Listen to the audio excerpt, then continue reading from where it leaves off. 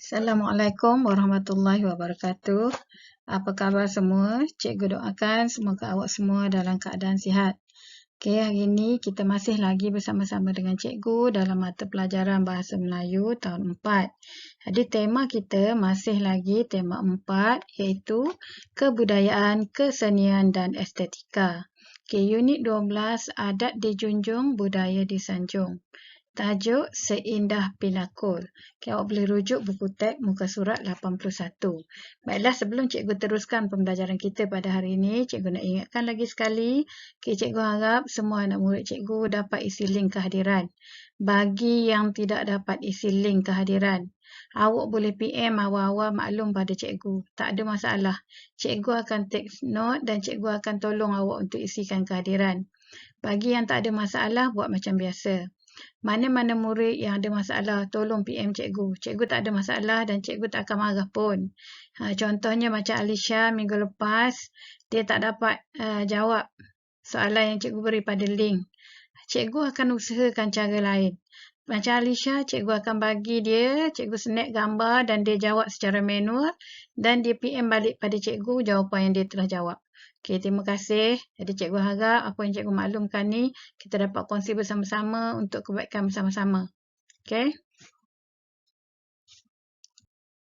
Okey, jom kita sambung. Unit 12 adat dijunjung, budaya disanjung. Standard kandungan kita 3.3 dan standard pembelajaran kita 3.3.2. Objektif pembelajaran sebagaimana yang cikgu paparkan di sini, awak akan dapat mengedit dan memurnikan 5 daripada 7 ayat dengan perkataan tanda baca, maafkan cikgu salah ejaan, dan ejaan yang betul. Manakala kriteria kejayaan pula ialah mencari maklumat dan membina peta bulatan, peta pokok dan peta buih. Okey, seterusnya awak dapat mengedit dan memurnikan teks dengan betul dan menjawab soalan latihan aneka pilihan yang cikgu sertakan dalam Google Form. Baiklah, jom kita kenali apa itu Pinakul. Okey, ini tajuk kita pada hari ini ialah Seindah Pinakul muka surat 81. Inilah kalau kita tak rajin tengok sebelum ni adalah contoh manik Pinakul. Okey, manik Pinakul ni terkenal di mana kita akan ketahui sekejap lagi dan apa guna manik Pinakul ni. Okey, jom kita lihat untuk aktiviti seterusnya. Baiklah, cikgu harap awak dah pun bersedia dengan buku teks. Okey, kita tengok sama-sama Seindah Pinakul. Okey, cikgu harap awak boleh baca selepas cikgu baca ataupun awak ikut bersama-sama dengan cikgu baca. Okey, jom kita mula. Seindah Pinakul. Minli dan Balkis ke kompleks seni budaya.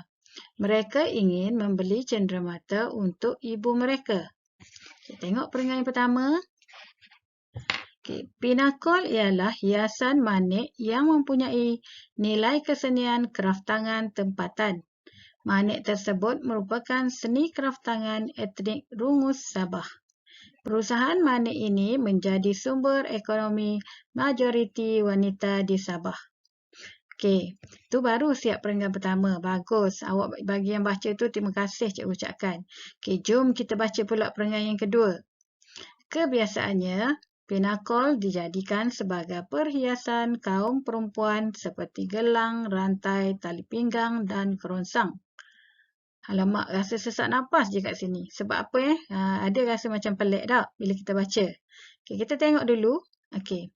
Seterusnya, corak Pinakul pada perhiasan mengikut motif tumbuh-tumbuhan, bunga dan haiwan. Manik hitam, putih dan merah merupakan warna asas yang sering menggunakan oleh masyarakat Rungus. Okey, perasan tak ada benda macam tak kena je dalam perenggan ni. Okey, tak apa, kita tengok dulu, kita baca dulu sampai habis, nanti kita akan tengok dalam aktiviti seterusnya apa masalah dengan perenggan pertama dan kedua yang telah kita baca tadi. Okey, seterusnya jom kita beralih pula kepada perenggan yang ketiga. Manik tersebut terbahagi kepada dua jenis iaitu manik kaca dan manik plastik. Harga manik kaca lebih mahal daripada manik plastik kerana diimport dari negara China dan Jepun. Rekaan manik kaca boleh mencicah ribuan ringgit. Okay, masih juga ada perkara yang pelik berlaku dalam perenggan ni. Okay, seterusnya jom kita akhiri perenggan yang terakhir.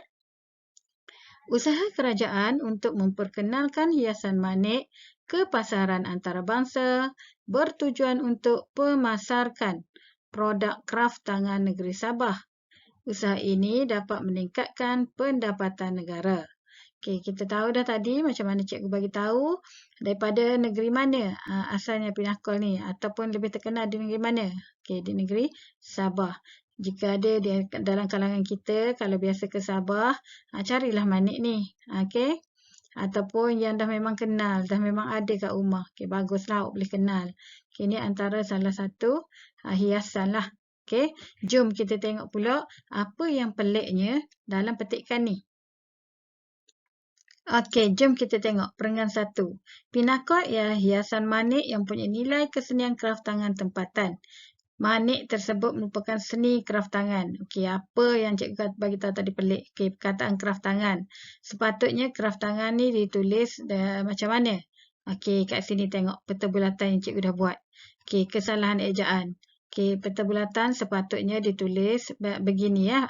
Kraf tangan. Okey, kraf satu perkataan, tangan satu perkataan. Manakala perkataan yang kedua dalam petikan ni pula kita tengok lagi. Perusahaan manik ini menjadi. Okey, tidak ada imbuhan mem. Okey, perkataan sebenarnya ialah menjadi. Okey, ni adalah peta bulatan. Nanti cikgu harap awak dapat salin peta bulatan ni dalam buku awak sebagai contoh. Okey, seterusnya peringgan kedua. Kat mana berlaku kesilapan ejaan? Okey, jom kita baca. Kebiasaannya, pinakol dijadikan sebagai perhiasan kaum perempuan seperti gelang, rantai, tali pinggang dan kerongsang. Sepatutnya di sini ada tanda baca. Apa tanda selepas gelang? Bila menunjukkan barang tu lebih daripada satu, kita kena ada tanda baca iaitu koma. Okey, gelang, koma, rantai, koma, tali pinggang dan kerongsang. Okey. Okey, seterusnya perkataan lagi yang salah digunakan ialah, okey, kita tengok kat sini, menggunakan oleh masyarakat rungus. Juga salah. Apa perkataan yang sepatutnya kita guna? Okey, tengok kat sini, cikgu dah beri, okey, menggunakan ni sepatutnya digunakan oleh masyarakat rungus. Ini yang menyebabkan petikan kita tadi kita rasa macam pelik je. Okey, kat sini cikgu dah tunjuk dah kat mana kesalahan dan apa yang jawapan yang sebenarnya. Nanti awak tolong salin. Ni adalah contoh peta pokok. Okey, ni adalah contoh peta pokok. Okey, perenggan yang ketiga. Cuba tengok. Kenapa cikgu garis perkataan terbahagi? Okey, cikgu pun tersasul-sasul tadi. Terbahagi ni tertinggal huruf A. Terbahagi ya. Okey, tengok kat sini. Terbahagi. Iaitu, mengapa salah? Sebab apa salah? Bagus. Ada orang yang jawab tu walaupun cikgu tak dengar. Okey. Iaitu, selepas perkataan iaitu ni tidak ada tanda koma. Kesalahan dia tidak ada tanda koma. Di sini dia letak tanda koma. Seterusnya kita cari lagi. Okey, sebab apa perkataan Cina dan Jepun salah? Okey, Cina ni salah ejaan. Sepatutnya C-H-I-N-A. Dan Jepun ni kata nama khas. Mesti ditulis dengan huruf besar. Kat depan dia tengok ni cikgu dah beri. Okey, dan satu lagi perkataan ialah mencicah. Mencicah ni salah ejaan. Ejaan yang sebenar adalah mencecah. Okey. Okey, ni adalah peta buih. Nanti cikgu harap awak dapat salin dalam buku sebagai contoh. Bagus semuanya masih lagi bersama-sama dengan cikgu dalam perenggan yang keempat. Okey, perenggan yang keempat ni ada satu je kesalahan je. Kat mana kesalahan dia? Itu bertujuan untuk pemasarkan. Okey, perkataan sepatutnya yang digunakan ialah memasarkan. Okey, ni cikgu tak ada buat apa-apa. Peta pokok pun dia satu saja sebab di sini ada satu je kesalahan dia. Bukanlah peta pokok. Ini sekadar cikgu buat sahaja. Yang tadi betul. Peta buih, peta pokok dan satu lagi peta bulatan. Okey, cikgu harap awak dapat salin 3 contoh peta buih, peta bulatan dan juga peta pokok. Baiklah, ini adalah tugasan untuk minggu ni ya. Okey, bina peta bulatan, peta pokok dan peta buih berdasarkan slide yang cikgu beri. Awak boleh salin je daripada slide tu. Okey, tapi buat bentuk seperti mana cikgu buat bentuk. Okey, edit dan murnikan petikan dengan perkataan, tanda baca dan ejaan yang betul. Salin semula guna buku panjang.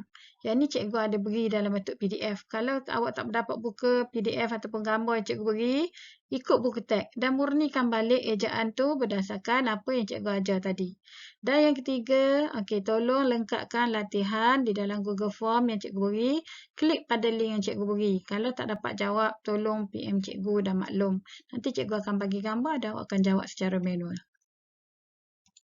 Baiklah, itu saja untuk minggu ni. Sekian, terima kasih. Cikgu mohon untuk isi link kehadiran ya. Bye. Jumpa lagi. Assalamualaikum warahmatullahi wabarakatuh.